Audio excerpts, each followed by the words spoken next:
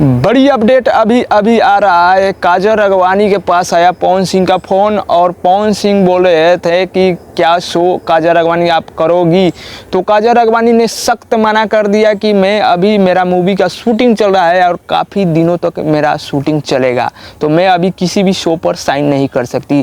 तो ये बड़ा धमाकेदार अपडेट जो कि सुबह सुबह मेरे पास आया, वो कॉल रिकॉर्डिंग भी आया, तो मैं इस पर अभी नहीं डाल सकता कि मेरे को दिक्कत हो सकता है। तो इसी कारण मैं अपडेट अपने भाषा में दे देता हूँ आप लोग को, शायद आप लोग को अपडेट अच्छा लगा ही होगा, लगेगा। मेरे पास आया तो मैंने सोचा क्यों ना आप लोग को ये भी अपडेट देता चलूँ। तो यही अपडेट है कि काजल राघवानी ने मना किया, क्योंकि काजल राघवानी का काफ़ी दिनों से शूटिंग चल रहा था मूवी के औरंगाबाद में, और 1 महीना हो चुका है वहाँ पर शूट होते हुए।